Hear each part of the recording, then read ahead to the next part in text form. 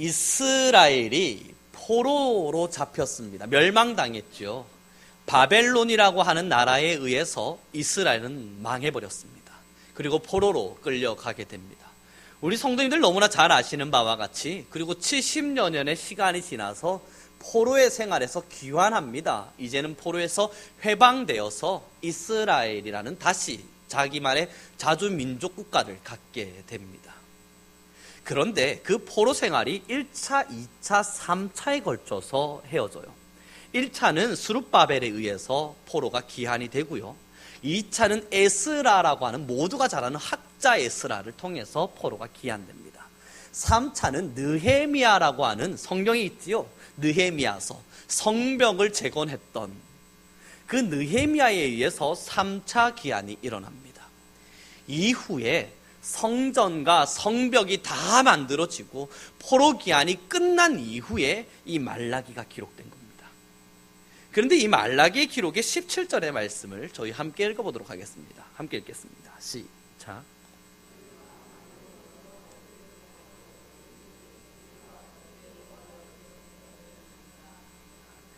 이는 너희가 말하기를 모든 악을 행하는 자는 여호와의 눈에 좋게 보이며 그에게 기쁨이 된다 하며 또 말하기를 정의의 하나님이 어디 계시냐 함이니라. 아멘. 1차 포로에서 하나님께서 이스라엘 민족들을 이제 포로 생활을 멈추었고 넘어서게 할 때 그들은 너무나 기뻤습니다. 그래서 하나님을 찬양했죠. 하나님께서 우리에게 이 포로의 생활을 끝나게 하셨다. 하나님의 역사가 우리를 통해 이루어졌다. 하나님의 예언이 이루어졌고 우리는 이제 해방되었다. 그리고 가가지고 한 일은요, 성전을 재건합니다. 성전을 막 재건할 때 다시 2차 기한으로 에스라가 넘어오고 에스라가 넘어와서 이스라엘 민족들을 가르칩니다. 여러분이요, 하나님께서 우리에게 힘을 허락하셨습니다. 모든 민족들이 볼 때에 기적과도 같은 일이 일어나서 우리는 이렇게 다시 하나님의 성전을 재건하게 되었습니다. 그리고 나서 좀 지나니까 성벽을 재건하기 위해서 느헤미야가 넘어왔고 느헤미야가 넘어온 이후에 성벽이 재건됩니다. 그걸 보면서요, 하나님이 드디어 우리에게 진짜 다시 한번 이스라엘 민족을 일으켜 세워주시겠구나, 찬양하고 기뻐하고 자신들을 선택하여 주신 하나님께 찬양의 기쁨을 날마다 올려드립니다. 그런데 이 말라기서가 기록될 당시를 아십니까? 여전히 이스라엘은 페르시아라고 하는 국가의 종으로 살고 있습니다. 포로로 귀환은 되어졌지만요, 완벽한 해방이 일어나지 않았습니다. 그래서 여전히 종살이를 하고 여전히 압박당하고 여전히 많은 민족들로부터 공격당하는 자여야만 했습니다. 그래서 지금 이 17절의 고백이 일어난 거예요. 하나님께서 죄 짓는 사람들을 더 좋아하지 않더냐? 하나님께서는 우리를 압박하고 더 많은 악 속에서, 더 많은 죄 속에서 살아가는 자들을 축복하지 않더냐? 과연 정의의 하나님이 어디에 있더냐? 하고 소리치고 있는 겁니다. 하나님을 원망하고 하나님을 향해서 지금 하나님 도대체 왜 그러십니까? 하는 고백을 드려드리는 게 이 17절의 말씀입니다. 처음 성전이 재건될 때 이스라엘이 얼마나 기뻤겠어요. 야, 꿈과 같은 일이 일어났도다. 하나님이 도대체 일어날 수 없는 일을 우리에게 일어나게 하셨구나 찬양했는데, 이제 자기들이 정말 뭔가 대단한 일을 할 수 있을 줄 알았는데, 그러나 여전히 말라기서가 기록될 이때 주변의 강대국들이 그들을 괴롭히는 거예요. 그런데 이 강대국들이 누군지를 봤더니 하나님을 믿지 않는 우상신을 섬기는 사람들인 겁니다. 우상의 신을 섬기고 하나님을 모욕하고 모독하는 이스라엘 민족들의 입장에서 봤을 때는 죄 짓고 악한 자들, 그들이 여전히 이스라엘을 괴롭히는 겁니다. 해방될 줄 알았는데요, 강하게 일어설 줄 알았는데, 이제는 이 압제에서 일어나 지금 자신들을 억눌렀던 그 강한 국가들, 애굽으로부터 시작해서 바벨론, 페르시아 이르기까지 그들을 짓밟고 일어나서 다시금 다윗과 같은 성군이 일어나서 자기들을 통치하고 또 많은 민족들을 지배할 수 있는 이스라엘이 될 줄 알았는데 여전히 힘들고 아픈 거예요. 그랬더니 이 17절의 고백이 일어난 겁니다. 하나님은 역시 죄 짓는 자를 사랑하시는구나, 비꼬고 있는 겁니다.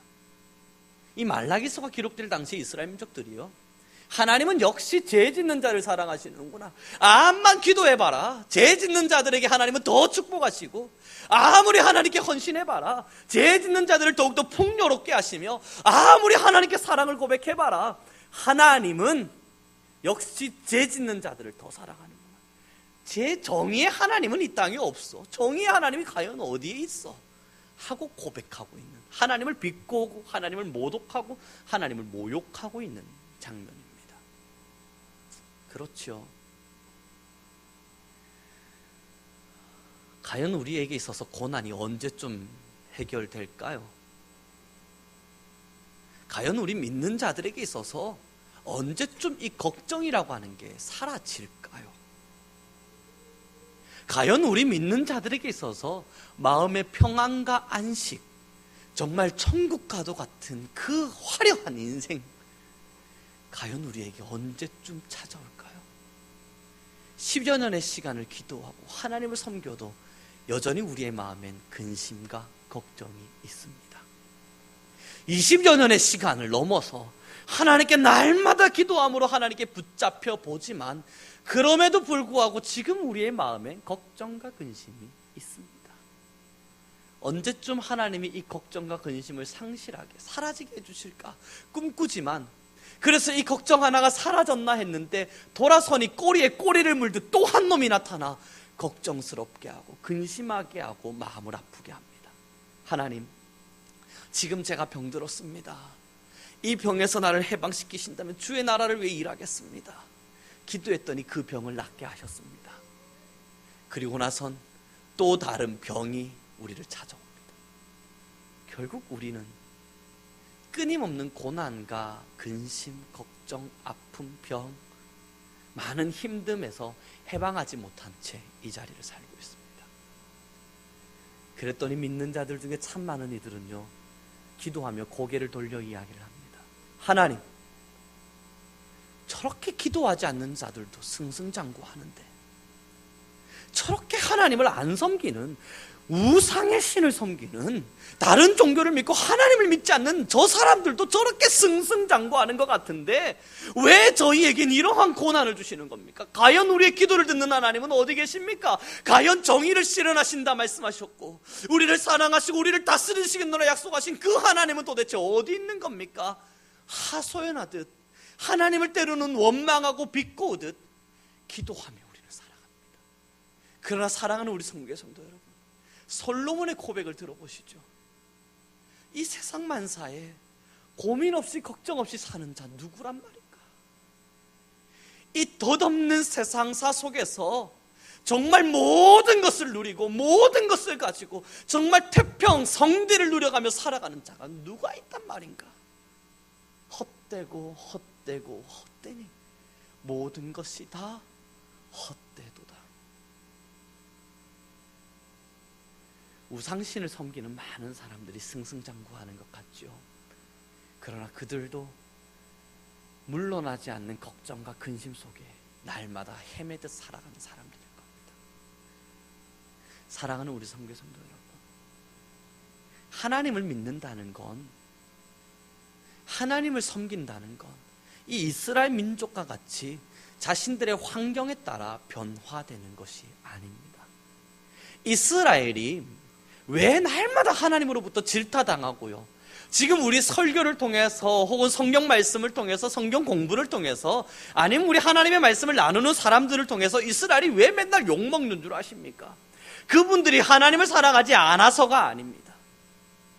그분들의 하나님을 사랑하는 이 고백들이, 그들이 하나님을 사랑하며 섬기는 마음들이 그들이 하나님을 싫어하고 증오해서가 아닙니다. 그들이 지금도 우리 설교 시간에 가십거리가 되어지고, 우리는 이스라엘을 향해서 이스라엘 민족도 도대체 왜 그랬을까요? 우리는 그러지 맙시다 라고 설교되는 이유는 그들이 환경에 따라 하나님 사랑하기를 자기 마음대로 했기 때문입니다.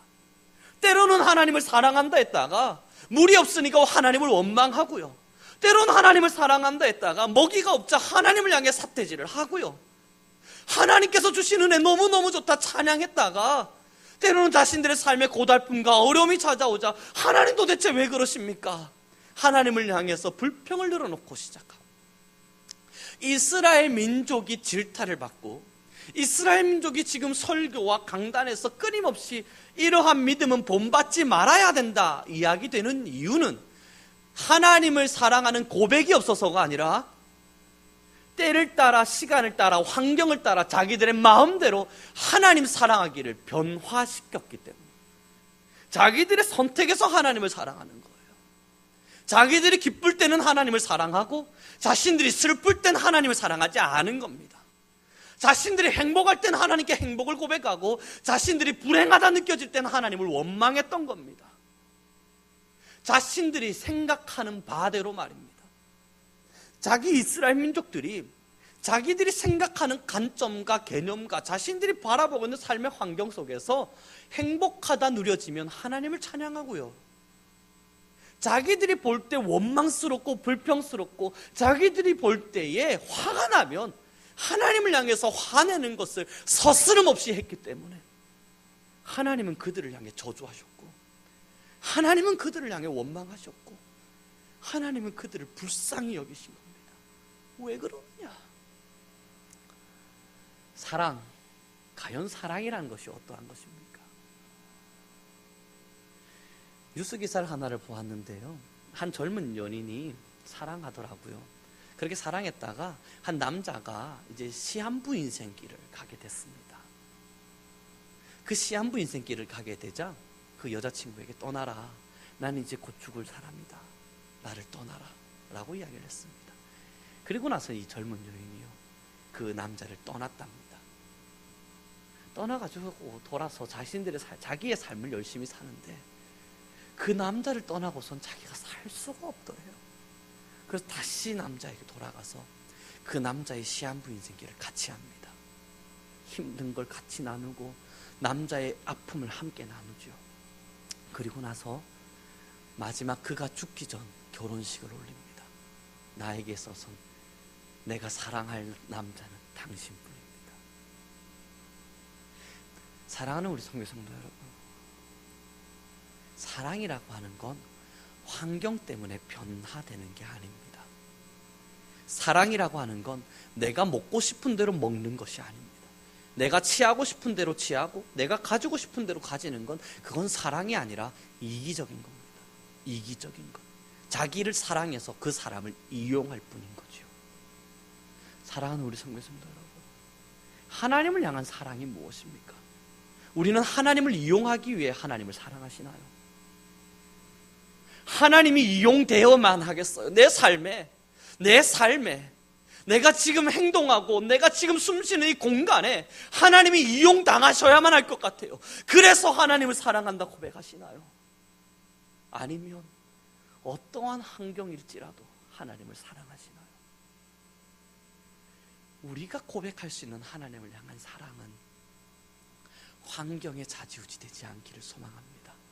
다시 한 번 더 우리는 17절의 말씀을 읽도록 하겠습니다. 함께 읽겠습니다. 시작.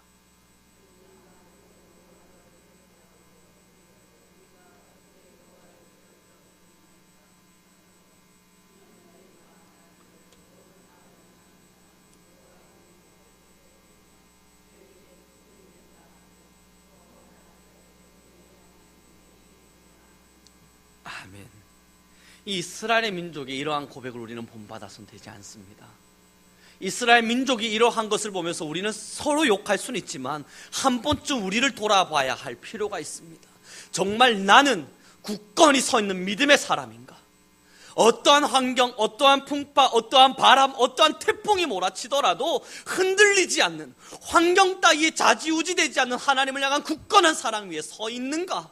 그것이 우리에게 있어서 한 번쯤 돌아봐야 할 신앙의 모습일 겁니다. 때론 내게 불행이 찾아오고 때론 내게 아픔이 찾아오고 걱정과 근심이 찾아올 때면 내가 하나님을 사랑했는데 왜 이렇게 됐을까 원망하진 않았는지 돌이켜봐야만 할 것입니다.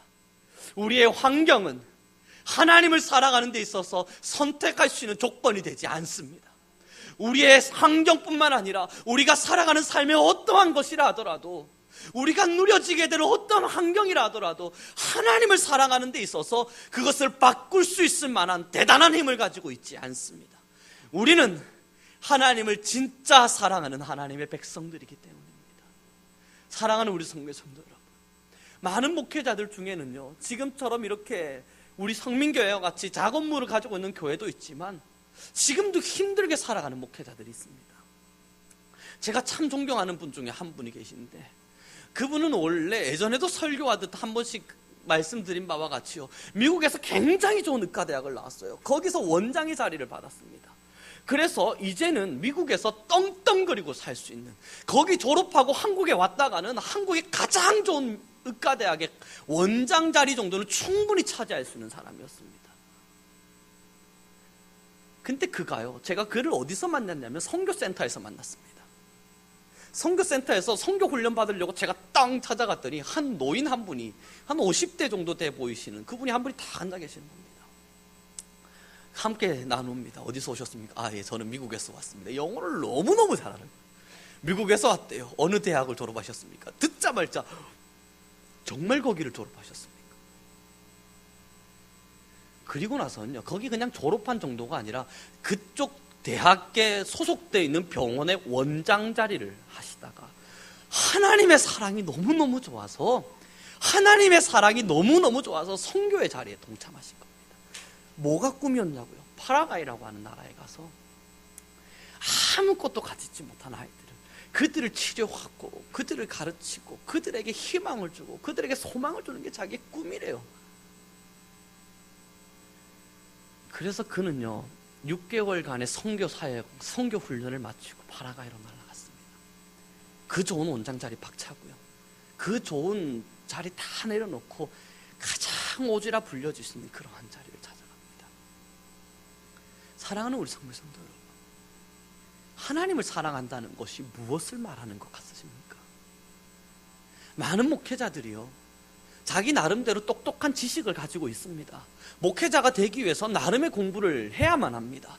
그 몇 년에 몇십 년의 시간 동안 공부를 한 만큼 다른 곳에 투자를 했다면요, 그래도 가족을 가족에게 먹을 것을 주지 못할 만큼 배고픈 인생길을 살지는 않습니다. 그 정도 노력을 하고 그 정도 공부에 자신의 인생의 길을 쏟았다면 그래도 가족들을 배고프게 할 만큼 가난하게 살진 않아요. 그런데 그들이 왜 그 가난을 일부러 선택하냐고요. 그 가난을 일부러 선택해서 굳이 왜 이 복음의 자리에 서냐고요. 목회의 자리에 서서 엄청난 부귀영화를 누리고 싶어서요. 목회의 자리에 서서 하나님이 주시는 축복 속에서 마음껏 먹고 마시고 싶어서요. 그건 아니란 말이에요. 그랬다면 그들은 자기의 일을 해야만 했었습니다. 그러지 않는 이유는 하나님의 사랑 때문이에요. 우리가 가진 사랑도 동일합니다. 지금 우리 성도님들이 고백하는 사랑도 동일한 사랑입니다. 먹을 것이 있다 해서 행복한 사랑이 아니라, 먹을 것이 없다 해서 불행한 사랑이 아니라 진짜 그냥 사랑인 겁니다. 하나님의 말씀이 좋은 겁니다. 하나님을 너무 사랑하는 겁니다. 이 사랑이 내가 어떤 환경에 처한다 하더라도 그 사랑에게서 나를 벗어나게 할 수 없는 겁니다. 그래서 사도 바울이 그 고난을 당하고도, 그래서 사도 바울이 죽음에 당할 만한 그 힘듦을 겪고라도 하나님을 부인할 수 없고 하나님을 사랑할 수 있었던 거고요. 많은 믿음의 선진들이 십자가에 꼭 끌려당하는 고통을 당하고 순교를 당함에도 불구하고 하나님의 말씀 앞에 자신의 목숨을 던졌던 것입니다. 우리가 그 믿음을 계승한 믿음의 사람들이라고요. 우리가 그 사랑을 계승하고 있는 지금의 시대의 믿음의 하나님의 사람들입니다. 그 시대의 하나님의 사람들이 그들이었다면 지금 이 시대를 살아가는 하나님의 사람들은 저와 여러분들입니다. 어떤 신앙생활을 원하십니까? 이 성경 속에서 끊임없이 질타받고 끊임없이 비판받는 이스라엘과 같은 신앙의 길을 원하십니까? 만나를 줄 땐 하나님을 찬양했다가 물이 없자 하나님을 원망하는, 홍해를 건널 때는 나의 주 여호와 하나님이여 이토록 아름다운 하나님이 도대체 어디 있습니까? 이야기를 했다가 마실 물이 사라지자 하나님 왜 우리를 구원하셨습니까? 그냥 내가 저 애굽 땅에서 죽도록 내버려 두지요 라고 말하는 그 이스라엘의 신앙의 절차를 밟으시겠습니까? 아니면 하박과 같이 무화과 나뭇잎이 마르고 포도 열매가 없어도 외양간에 소가 없을지라도 나는 여호와로 말미암아 기뻐하리로다. 그 신앙을 고백하시겠습니까? 우리가 가진 하나님을 향한 사랑, 신앙이라는 건 바로 이것을 말합니다. 환경에 따라 변하지 않는 것, 환경에 따라 좌지우지되지 않는 것, 지금 내가 살고 있고 지금 내가 먹고 있고 지금 내가 가지고 싶은 참 많은 그러한 것들에 따라 하나님을 향한 사랑의 고백이 변화되지 않는 것, 언제나 일사각오의 마음으로 뚝심을 지키는 굳건한 신앙, 그것이 우리가 가진, 우리가 다음 후손들에게 넘겨줘야 할 믿음입니다. 축복합니다. 하나님의 사랑이 진실로 우리의 가슴을 뜨겁게 하나요? 이 사랑이 뜨거워야 된다 말을 하면 어떤 신앙인들은 착각을 해서 막 불붙듯이 하나님 사랑해요, 하나님 너무너무 좋아요, 막 이런 고백들만 날마다 하고 사는 건 줄 압니다. 그러나 그렇지 않습니다.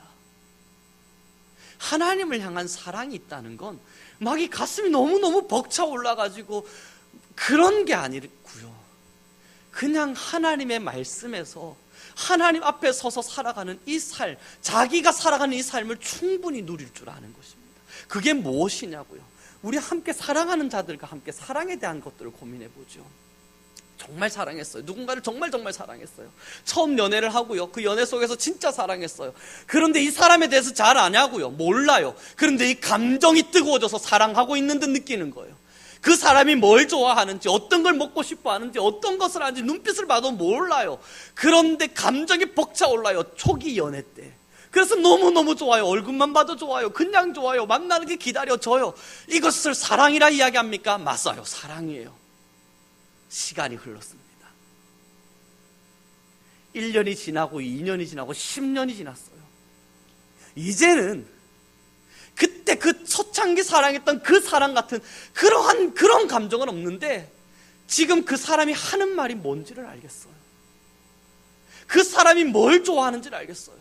내가 뭘 하면 이 사람이 나를 싫어할지를 알겠어요. 어떻게 하면 우리가 서로 싸우게 될지를 알 것 같아요. 그래서 이 사람이 원하는 방법대로 내가 바뀌어져 가요. 그 사람이 살아갔던 방식들, 그 사람이 좋아했던 모습들대로 이상하게 내가 변화되어져 가요. 그리고 그렇게 살아가고 있는 내가 싫지가 않아요. 이게 사랑입니다. 사랑하기에 그렇게 바뀌어져 가는 겁니다. 하나님을 사랑한다는 게 뭐냐고요?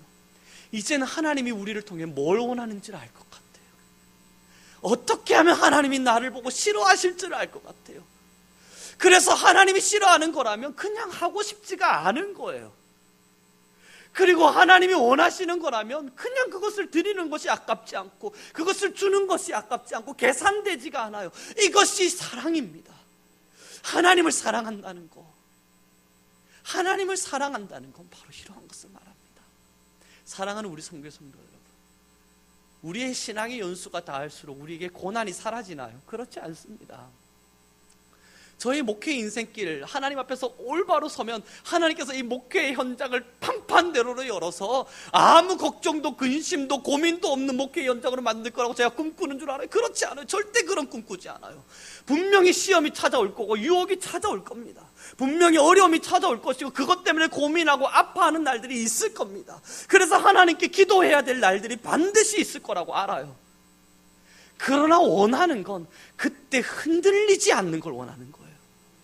그것이 찾아오지 않기를 원하는 것이 아니라, 그런 아픔과 어려움이 찾아오지 않기를 원하는 것이 아니라, 그것 앞에서 무너지지 않을 만한 굳건한 믿음을 원하는 것이고 굳건한 사랑을 원하는 것입니다. 우리가 살아가는 이 신앙길 10년이 지나고 50년이 지나도요, 여전히 우리 성도님들의 삶에는 아픔이 찾아올 것이라 저는 확신합니다. 고민되어지는 일들, 걱정되어지는 일들이 반드시 찾아올 것이라 또한 확신합니다. 안 찾아오거든 책 한 권 써주십시오. 그런 건 절대 찾아오지 않더라고. 그러나 그러지 않을 거라 믿습니다. 힘든 일이 있으실 거고요, 아픈 일이 있으실 겁니다. 하나님을 잘 믿었지만 그럼에도 불구하고 고민해야 될 일들이 또한 있을 겁니다. 우리는 그것이 찾아오지 않기를 원하는 신앙인이 아닙니다. 그럴지라도 이 이스라엘과 같이 하나님을 원망하지 않고 하나님만을 사랑하는 것. 그래서 그런 이들을 향해서 6절의 말씀을 하나님께서 이렇게 말씀하십니다. 3장 6절의 말씀 함께 읽겠습니다. 시작.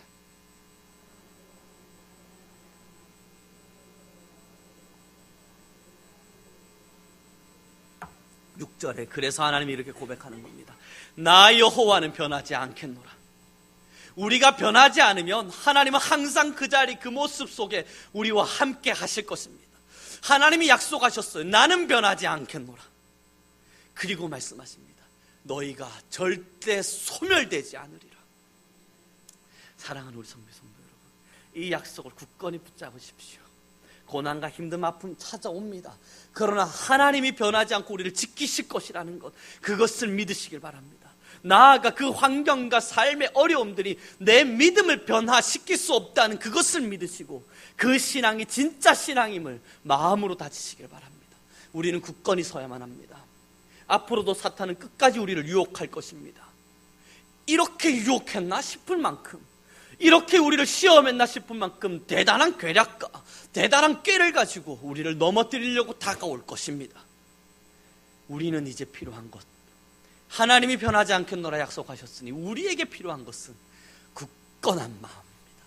굳건한 믿음입니다. 어떠한 태풍이 몰아치더라도 끝까지 반석 위에 선 하나님의 사람으로 다음 후손들에게 이 아름다운 믿음의 흔적을 남겨주시길 바랍니다.